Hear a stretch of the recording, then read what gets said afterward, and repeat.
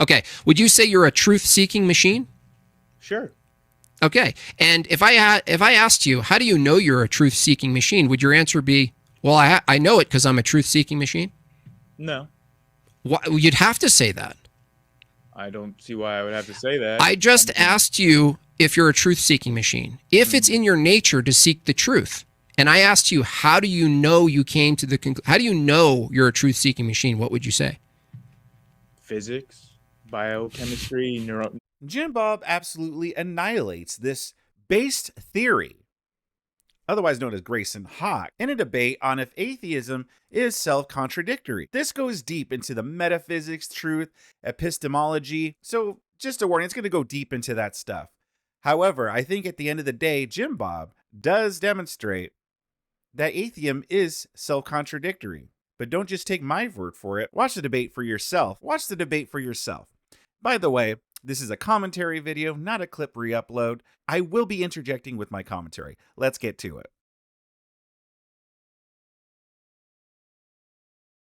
Talk about lots of science topics.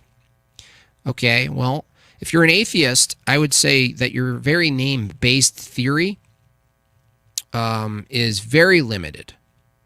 If you're an atheist, that you don't have anything to base anything on. No offense. But there's nothing, there's no base. I mean, you might as well call your name assumption theory.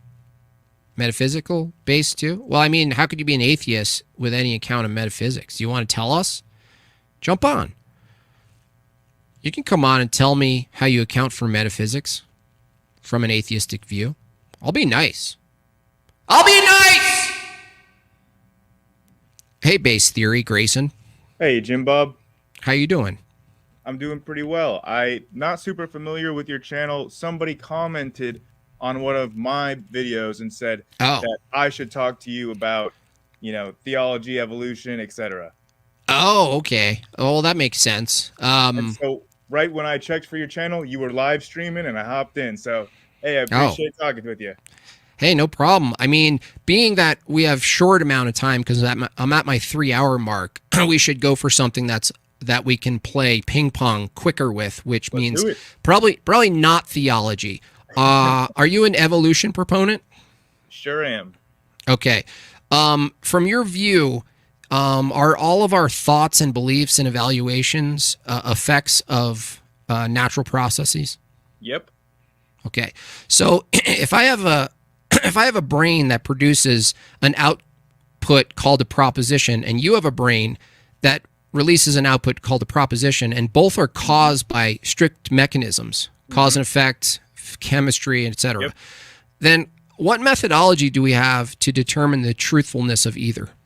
You have to test whether or not they comport with reality with empirical observation, measurement, or experiment. Okay. So if an evaluation or proposition is determined by strict mechanisms called the brain, why wouldn't testing be also? Could you elaborate on that a little bit? I mean, are you just saying that because ultimately we have to impart information from our senses, that somehow makes it not reliable? Well, it's not reliable because it's determined. So if my proposition is determined by brain matter and your proposition is determined by brain matter, then the very methodology you call testing would also just be an output of mechanistic cause and effect. Yeah, it is an outcome of mechanistic cause and effect, but that doesn't mean that it's not a reliable measuring device for like the objective reality. Well, I know, but that's what's in question. So what you're saying now is that we test things. So we make propositions that are merely effects of our brain. And now you're saying the very methods we use to test those evaluations or propositions are somehow independent of strict cause and effect, meaning the interpretation of the experiments and the data you're saying is independent of just cause and effect. I would like to clarify that that's not what I'm saying. I don't think that anything lies outside of cause and effect. Okay, cool. So if nothing relies outside of cause and effect, how do you have access to the truth of two propositions if whatever you come to, including testing, the conclusion of which would also be an effect of a set of cause, like a domino effect.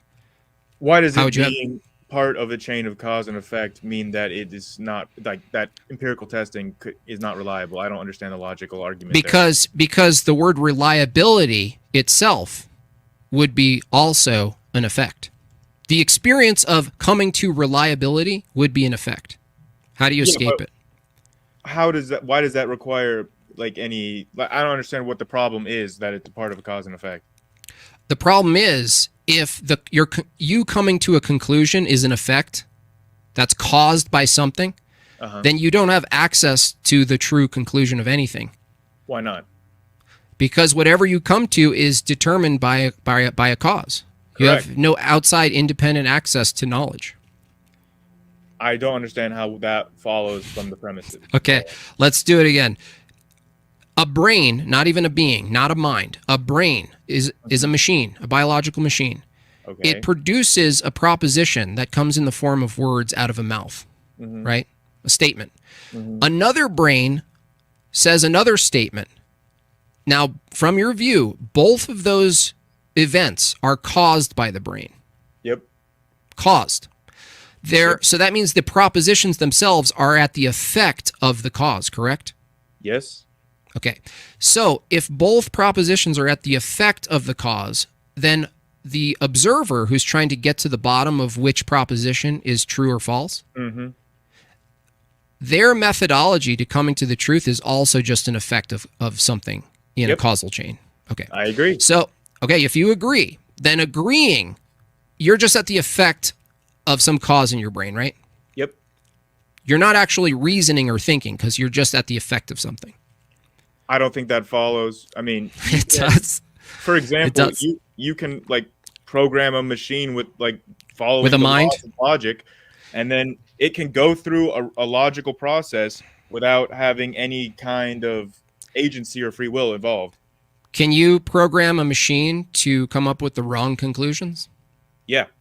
Okay, so the machine is at the mercy of another machine called the human brain, right? So what's in question is, how is it that a machine has access to epistemology? The calculator doesn't have access to epistemology. The calculator is designed to produce outcomes, right, consistent with the laws of logic. I'm saying if our use of the laws of logic and thinking and reasoning is all determined like a calculator, because the calculator has no access to knowledge, it just does its thing, we don't either. So if your assumption is that human beings are mechanisms, mechanisms don't produce knowledge. Yeah, so the difference between like the calculator that's programmed with sorry, but I love that he brought up these three singers. I don't know what their names are, but I follow them like on Instagram, and I freaking whenever they put out a new video of them singing their songs, I love it. Good stuff. Good job, Jimbob. Laws of rationality and us, that we have senses that sense the world around us. A calculator doesn't. Right. That's why when you went to the calculator, it's a poor analogy because we designed the calculator to do exactly what we want it to. And the fact that we can design it to do incorrect things means we have access to knowledge.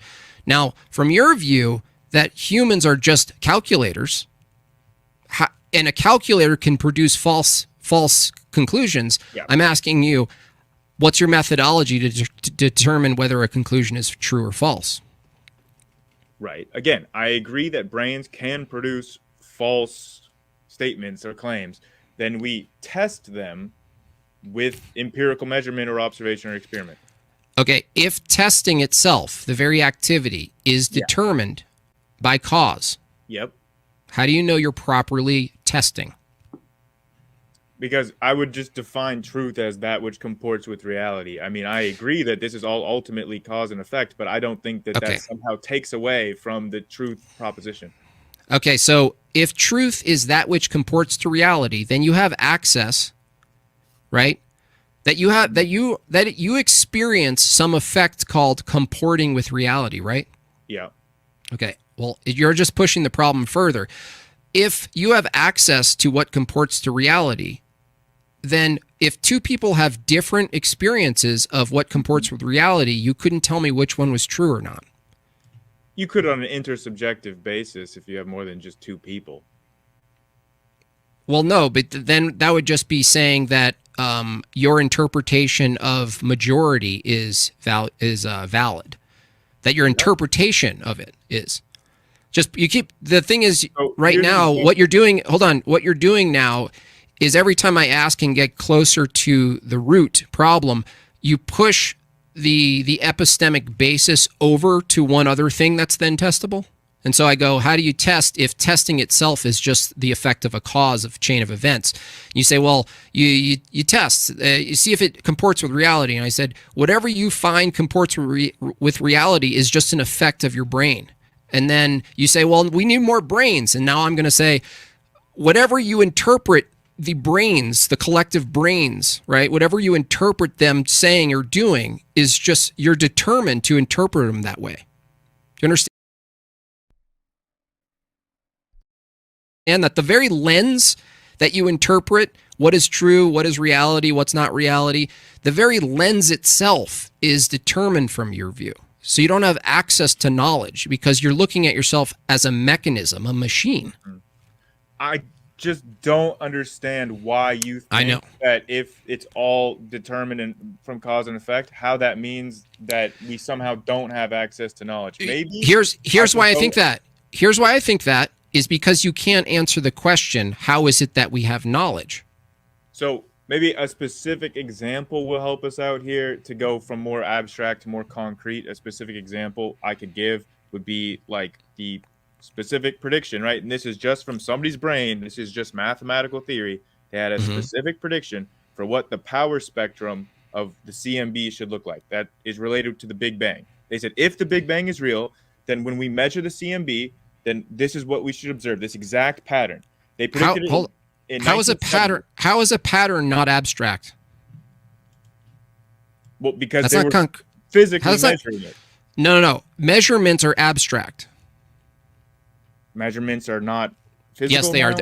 No, where did you find a thing called a measurement in the physicality as concrete? Well, measurement is a process that is physical, so. Well, no. There's things that are happening. The concept of measurement, right? Observation of the external world, these kinds of things. These are not concrete. You're describing something that you see as concrete called the external world. You said, let's go less concrete, but you can't interpret the concrete world, the external world, without abstract concepts. And if you're a mechanism, whatever abstract concepts you're appealing to, you were just determined to appeal to those things. So any of the conclusions that follow, you're also determined to appeal to those. Now let me see if I can understand what Jimbob is saying with my small brain. So Jimbob is saying, well, that's not really, like, patterns aren't really a measurement. So, for instance, if, let's say every Wednesday I went to go eat breakfast at a restaurant, at a specific restaurant every Wednesday, and I was there at 9 a.m., every Wednesday at that restaurant, okay? And you see that I'm consistently going to this restaurant every Wednesday at 9 a.m., and you see that I'm doing that for 3 months, okay? Now, you could say, well, I could therefore make a prediction that next Wednesday, Vic is going to be at his favorite restaurant at 9 a.m. because I've measured it. However, is that a guarantee? What if I get in a car accident the next Wednesday comes and I get in a car accident and therefore I'm not there that Wednesday? Or what if something else comes up and I'm not there the next Wednesday? What if I just got sick of that restaurant because I was there every Wednesday and I just don't want to eat it anymore? Just because you can measure something consistently for a specific amount of time doesn't therefore mean it's going to be a reliable measurement, because things can change. And once that change does happen, well, what then? And so we're back to propositions being made by, in your view, a machine called a biological brain that has no account for the mind, that can supersede, use reason to overcome the potential causal things that are going on in the brain. You're basically saying we are just input-output machines. Yeah. So, and then I'm saying, if that's true, you have no access to even that claim. So I do agree that, like, free will is an illusion, and that things go deterministically, cause and effect in physics and neurobiology. So then is truth. Then you have to say truth is an illusion. Are you like slipping into kind of like a solipsist no, same, kind of view well, here? yeah, well, I'm not flipping. I'm doing an internal critique. The problem is if you say free will is an illusion, how could you exclude truth claims and propositions and conclusions and evaluations from that? Why would that be part of free will? Well, because you would have to first assume you have free will to come to conclusions and reject false ones. Why would I need to assume that first? Why because there could do that in a determined... because again, if you don't have the capability of choosing and denying a false premise by reasoning, or a false conclusion by reasoning, then any conclusion you come to is just the effect of matter in motion. And so again, you're back to the starting problem, which is if all phenomenon that you experience is matter in motion, an effect of matter in motion, right? If that's the case, you coming to a conclusion as an experience would also be an illusory. It would be completely illusory. I think that me coming to a conclusion based who's on you? reason, Who's you? I think that my brain coming to a conclusion via reasoning and rationality is something that is completely compatible with a deterministic universe. It's not, because you're assuming that there's someone called you that's not just your brain. No, I'm actually not making that assumption. It's more it's more of a language thing to express what we're talking about here. But no, I don't think you have to assume that. Okay. If you're just saying we don't have to assume it, you can't demonstrate otherwise, because here's the thing. If you think we're just a brain, you and me, we're just machines that just happen to understand what we're talking about right now through words and sounds going through the air waves, okay? If you think you're just a mechanism, then any concept you have of you coming to conclusions needs to be an illusion, the same way your own free will is an illusion. So it's incompatible to say, it's inconsistent to say, my free will is just an illusion, but by the way, I come to truth claims and I can trust that. I don't see the incompatibility there. Because is free will, is the illusion of free will a precondition to come into truth claims? No. It's not? Nope. Okay. I think that a computer that has no illusion of free will... A computer is... No, hold on. A computer is designed by who? It could be designed by other computers in this instance. But okay, what? Oh my gosh, are you serious? Well, just for this hypothetical, it doesn't matter. Hold on a second. I asked you who designs a computer, and you said a computer can be designed by another computer. Okay, we'll take that other computer, the first computer. Who's that computer designed by? So if you want to trace it all the way back, it does get to humans. But the key a human what? Here, no. Hold on a second. No. I have to interrupt you. This is the reason why. If you think a human's a computer and just a mechanism, you can't even get back to a human from your view. You have to keep saying a mechanism. And I say, who designed that mechanism? A mechanism. Who designed the inputs and outputs of that mechanism? Another mechanism until infinite regress of mechanisms. So I think that the issue here is logically semantic. I mean, I'm just using language that you have issues with. But I would agree that ultimately it is all mechanistic. Sure. Does the computer have access to knowledge, truth? Can it produce truth propositions or conclusions without the human? Without the human? Yes. What? A computer can produce propositions without the human? Yeah. Why would it not be able to? Because it needs a human to build it and to code what it does. Where are you seeing computers arise from nothing without humans? I didn't say arise from nothing, did I? You need a human. I said that physically, logically, physically, it's completely possible for another computer to design a computer that the computer they designed did not have metrics that was originally designed in the original computer. So you can have a kind of introduction of things that were not originally designed in the original computer by humans. But again, this is just a hypothetical. I'm just saying, if you have a computer that is capable of making empirical tests of data, that has an AI, yes, the computer itself can come to new truth claims that were not already in its programming. And do you have access to the truth claims without the human being? Well, I am a human being, so what do you mean by that?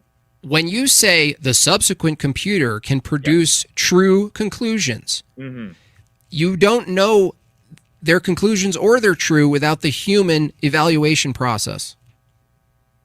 You mean like the computer would have to tell me its conclusions? Yeah, can a squirrel go up to the computer and go, this thing's spitting out really true conclusions? Can it? Don't bite that bullet. Please don't bite the bullet. Don't try. I'm not buying that bullet. I was about to say a sufficiently intelligent non-human could, but I don't have an example because I don't know if aliens exist. Oh, well, if that's what you have to say. It doesn't necessarily require it to be a human. Like, logically speaking. Oof, this based theory guy, Grayson here, yeah, not faring too well. If he has to go to the aliens, and if he can't even answer if the squirrel can go with the computer, it's one of those things where it's like you can't answer a straight up answer, so you go in these bizarre directions. What do you guys think about this so far? Leave a comment in the comment section below. Smash, click, type that like button, whatever you want to do. Just make sure that like button is clicked.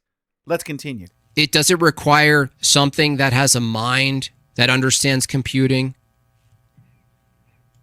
I don't know. I mean, the computer, without understanding, like without having a mind, could still come to that conclusion.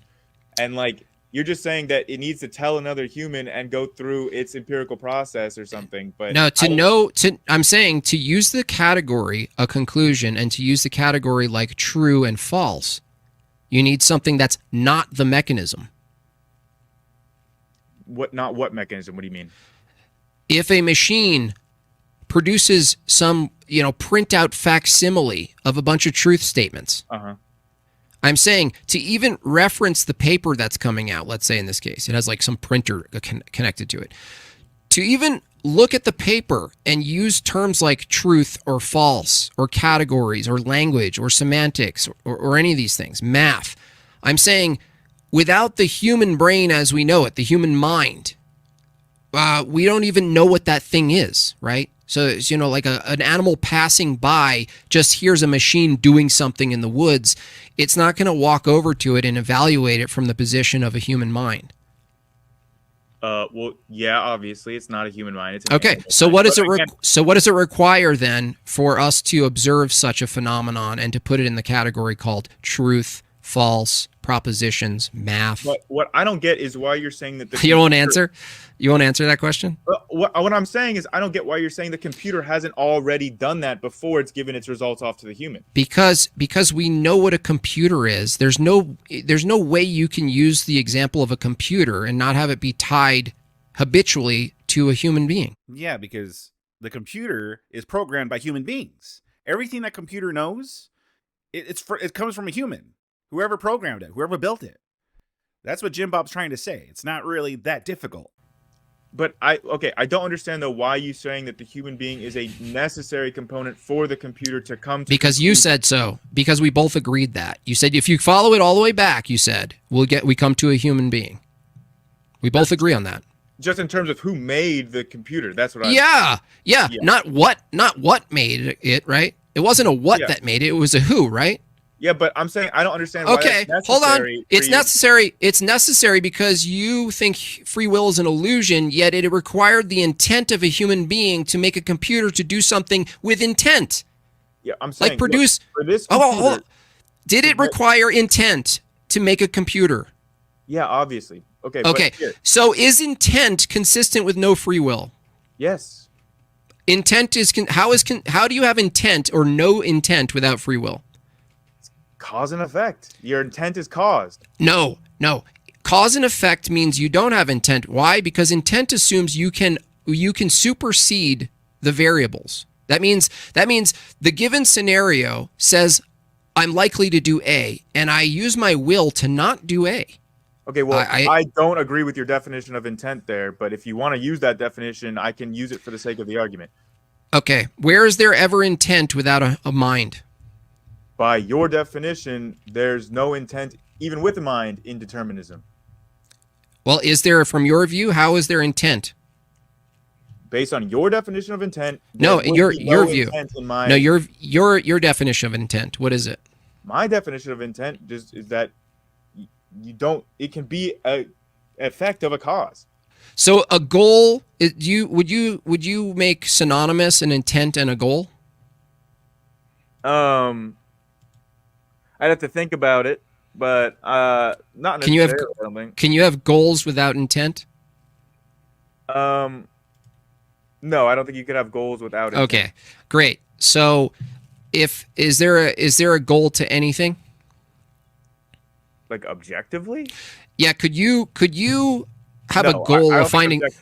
Okay. Can you have a goal of finding the truth to a given question? Subjectively, yes. Well, no. I mean, let's say there's a group of math students taking a test, and it's their goal to find the correct answer of all of the answers in the test. Are you saying they're only subjectively wanting to find, like, yes, are they choosing and trying to, with intent, are they choosing to find the correct answers or not? Not by your definition of intent. I'm not talking about my definition. Okay, your definition. My definition, yes. Okay, so your definition, intent assumes you can't have a goal without intent, right? I don't think so, no. Okay, so if the goal is to score the best on the math test, right? If that's the goal, is the goal itself an effect of the brain? Yes. Yeah. Okay. So the goal is the effect of the brain. Okay. So if someone says their goal is to unalive 3 women with blonde hair this week, okay, are their actions, are they just at the effect of their mind? Yep. Okay. And then let's say there's a parallel person who had the same goal and they chose not to do it after some thought. Okay. What's the difference between the two? The second one chose not to do it after some thought. Wait, they chose to, or they were just at the effect? They didn't really choose anything. Both, yeah. No, it can't be both. They either chose or they didn't. Well, their choice was an effect of a cause. So, yes. Okay. Okay. Both. Okay. Well, no, you're calling an effect a choice when it's really not a choice. Look, they chose that to not do it, but they could not have chosen otherwise. It was determined by cause and effect. So not a choice. You can still choose. What's a choice? How do you define a choice if you can't choose otherwise? A choice is a decision that is made. Decision means to cut off the alternative, literally.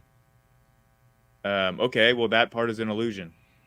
Okay, so if that's an illusion, we're back to the impossibility of knowledge. Why? Because to have knowledge, you have to have the willfulness to pursue knowledge, right? Have you ever run into people who just don't have the will to know the truth? I have, yeah. Okay, so do you pursue the truth? Yeah. Okay, would you say you're a truth-seeking machine? Sure. Okay, and if I asked you, how do you know you're a truth-seeking machine, would your answer be, well, I know it because I'm a truth-seeking machine? No. You'd have to say that. I don't see why I would have to say that. I just asked you if you're a truth-seeking machine, if it's in your nature to seek the truth. And I asked you, how do you know you came to the conclusion? How do you know you're a truth-seeking machine? What would you say?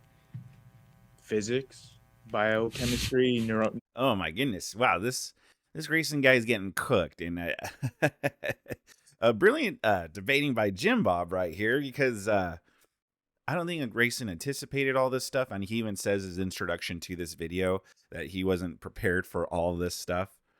But bottom line is, like, you wouldn't consider yourself a truth-seeking machine, because a truth-seeking machine would imply that you were just built to seek truth. Like that's all you would do. You would just want to seek truth. That's your goal.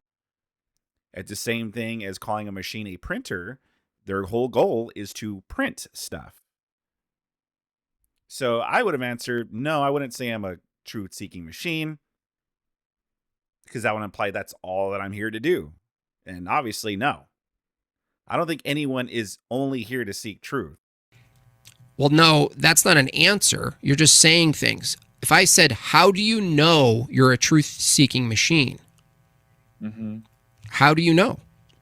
I would say my conclusion is drawn from the body of evidence in physics, neurobiology, etc. Okay. And how would you have access to falsities of that body if you yourself are a truth-seeking machine? You only seek truth.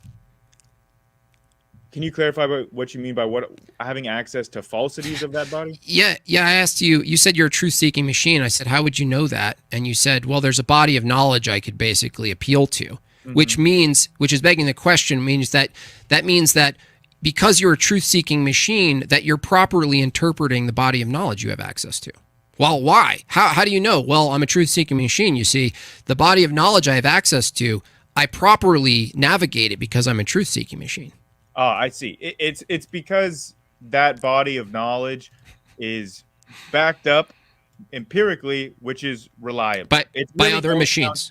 It really goes down to reliability. Okay, and would you say if you're appealing to reliability, then you're making a truth claim about what is and isn't reliable? Sure. Okay, so if you're a machine that seeks the reliability of things, how do you know you're arriving at the reliability of things? You're just shifting over the claim. You understand? You're just shifting the claim over to... If somebody says, when you drop an apple, it will float, and then I drop the apple and it falls, then I know that previous claim was unreliable. Well, again, we were back to... Now you're appealing to the reliability and interpretation of your senses, which is a different claim. Well... Yeah, your epistemology, every time I ask you about your epistemology, from your starting assumption that you're just a machine, whatever you appeal to, your senses, your intuition, your history, your past, your concept of the future, your sense of yourself, whatever it is you appeal to, whatever folder you have that you're going to whip out, when I ask you, okay, you're a machine, and everything you do, you're at the effect of a previous domino effect. So when I ask, how do you know the effect you're calling a proposition or an evaluation of a truth statement is true? You go back into the effects, other effects. You mean like testing? Yeah, another effect. Okay. Okay, so I'm asking you, how does one have access to knowledge if knowledge itself is defined by the illusory experience caused by previous molecules in motion? Why does knowledge being an effect of molecules in motion preclude it from having truth value? Why? Well, because truth isn't found in molecules. Are you sure about that? Yeah, where are you going to find the concept truth in a molecule? Well, I don't believe that abstract concepts are real things that exist independent of physical material. Well, whether they're independent or not isn't the question of whether they're the same. So if I say the word apple and out comes from my mouth a sound that perturbates the air and hits someone's eardrums, is anywhere in the air or the perturbation or the sound or the found the word, the actual apple? No, it was encoded in that sound, which was then decoded by your brain, which is all a physical process. Right. So how could encoding and decoding exist from a position that everything is just caused? That requires... there's no preclusion there. I mean, what's the argument that it would be precluded by cause and effect? Because the concept of an apple, from your view, would just be the effect of molecules in motion. Again, you're just repeating yourself now without explaining what the logical argument is. It's an entailment. The entailment is that if concepts and abstract things like truth or propositions or categories or apples or math or geometry, any of these things, if they're not real from your view, then your interaction with them, right, in evaluating truth claims is illusory, the whole damn thing. Well, yeah, they're mental events, so yeah, sure. So truth is illusory. I mean, I defined it as that which comports with reality. No, reality. No, hold on. I can't let you go this direction. Dude, hold on a second. If I say truth itself is illusory and you're saying, well, maybe, but it's just what I view it as what comports to reality. I'm saying when you say that, you're just making another truth claim, assuming that there's this thing you interact with called reality and you have access to it. That's what I was just about to say. But that's begging the question. So that's what I was about to get at before you would cut me off there. I was going to say, Okay. You're just going to say that I can only interact with reality through my senses anyway. So it just is like you're getting back into like hard solipsism. Well, I'm not getting into it. I'm saying your view actually leads to it, which I'm glad you're actually picking up on, but you're not actually picking up on it if I'm just causing it to happen in your brain. Yeah. So So are you picking up on the entailment of solipsism on your own, or are you just a machine getting to... Me picking up on it can happen in both determinism or with free will. There's not... That's begging the question. No, it's not. You said yeah, that it sure is. No, cause and effect, I can't be picking up on it. I'm saying that you don't cause and effect, base theory. You don't have access to what would happen under deterministic view. Why? Because any conclusion you come to about it would be determined. If every conclusion under the mechanistic deterministic view, every single conclusion, every single claim, every evaluation is just the effect of cause and effect, molecules of motion, you don't have access to even do a comparative analysis because you can't know that your effect that your experience is in fact the truth. To get to the truth, in fact, the entire scientific project, it relies on us with our will using something we assume to be the cause, the independent variable, inserting it and removing it repetitively until we can come to the conclusion that a null one, which is the effect, the cause isn't actually that X. That's interesting. Or it is. And that whole system, right? Yep. That even that system assumes that we have access to knowledge and that we have the will to insert the independent variable and remove it, insert it and remove it. Yeah. Not only that, that we have faculties in time to look back and go, well, the accumulation of this test, inserting the independent variable and removing it over and over again, we come to the conclusion through our abstract philosophy of science, right? The whole category that you reject, that you call it illusory. The very thing you're calling illusory, that abstract category of the philosophy of science, all of its things that are involved, the thing you're calling illusory is necessary even for you to even say, well, we'll test things. So here's the problem. You're rejecting or calling illusory the very categories that you need as a precondition to be true in order to do what you call testing. You're saying, like, we can test things. By the way, the thing I have to appeal to test, completely illusory. That's why I'm confused when you say, well, all of these things are illusory, but, you know, my sense of coming to truth isn't. Of course it would be. Because all the tools you're using, the metaphysical tools that precede the scientific experiment, those things you reject that are real. They're just effects. So everything's in effect. Okay, so that was a whole lot. Let me just unpack that a little bit. So I largely agree with how that you've summarized the scientific method. I think that the scientific method has shown itself to be quite reliable, and that reliability is good enough for me, regardless of your metaphysical grounding. But in regards to what you're getting at with the metaphysical grounding, are you trying to say that unless you have some sort of ultimate metaphysical foundation, then you can have no truth claims? Is that what you're getting at? Truth claims are metaphysical. Well, yes, but there are alternatives to metaphysical foundationalism, such as infinitism or coherentism. No. Okay. That are equally valid in philosophy. Well, coherency and correspondence go hand in hand. You can't do correspondence without coherency, but infinitism falls apart because you need a foundation for what's true. If what you find true is a comporting to reality, and that requires the regularity in nature to hold true.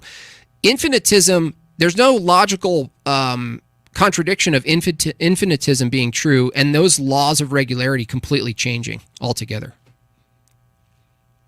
Okay. So that means if your assignment of truth is based on the regularity of nature, but infinitism is your foundation, which the entailment of infinitism is that the regularity of nature doesn't have to follow through. In fact, the law of identity doesn't even need to be necessarily held in place. In which case, if that were the case, how would you even do science or empiricism? It's just because we don't have a single example to the contrary to even weigh that as an option for the violation of the law of identity. It's just like an empirical reliability basis. Like we could find tomorrow that there's some sort of exception that we observe for that, and then we would have to incorporate that into our framework. Okay, so is it logically possible that infinite regress is true, and your entire model for what you consider to be true is incompatible with the changing laws? So is it possible that logically? Yeah, I'm sorry, I don't understand your question. Is it logically okay? Let me do it. Is it logically possible that infinite regress is true, and the laws on which you determine truth could change? Is it possible? Sure. Okay, so that means the foundation for truth is up in the air and could be changing, according to your view. Well, I guess in infinitism there would be no foundation at that point. Yeah, so infinitism is not a foundation because it could change. It's an alternative to a foundation, yes. And I just want to clarify that... Wait, no. If it's an alternative to a foundation, that means it has to be a valid foundation. If it's not a valid foundation, it's not an alternative. No, sir. It is an alternative that just doesn't work. that just can't ground truth. So I want to see if I understand what's going on here. I think what Jimbob is trying to demonstrate through this whole debate, because I could see the topic of this video, well, the title of this video is called, "Is Atheism Self-Contradictory?" So I think what Jimbob is trying to say, because the atheists, they always try to ground themselves in facts and science. You know, I just think logically, I think factually. In reality, if everything is illusory, if everything is just an illusion, then really we can't really measure what truth and facts are. And so what it all boils down to is the atheists just have to rely on faith, which isn't that what they always criticize the Christians for? That we just go by faith? Now, there are Christians like Andrew Wilson and Jimbob that try to demonstrate that by the laws of nature, that there are consistent laws of nature that are never broken, and that things don't just pop out randomly, things don't just manifest like our earth and life and all these things just out of the ether, that there has to be some kind of divine creator. The atheists will look at that and say, well, no, there is no evidence that there's a God. If there's a God, then may he show himself before us, and then I'll believe it. I need a photograph or something like that, like if God is Bigfoot or something. But in reality, we could flip it right around and say, well, everything that you believe in can also be just attributed to faith, because you have to have faith in your senses, and the truth, and the measurements that you're using for truth are actually really reliable. Good job by Jimbob here. Nice try by Base Theory Grayson. I will give him credit for trying to go up against Jimbob, even though he wasn't prepared for the arguments Jimbob was going to bring and wasn't his best showing. What did you guys think about this?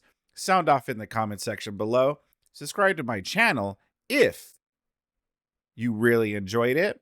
And if you did enjoy it, if you like seeing Jimbob do his thing, if you like seeing debates like this, I have a channel full of content just like this one that I think you'll enjoy.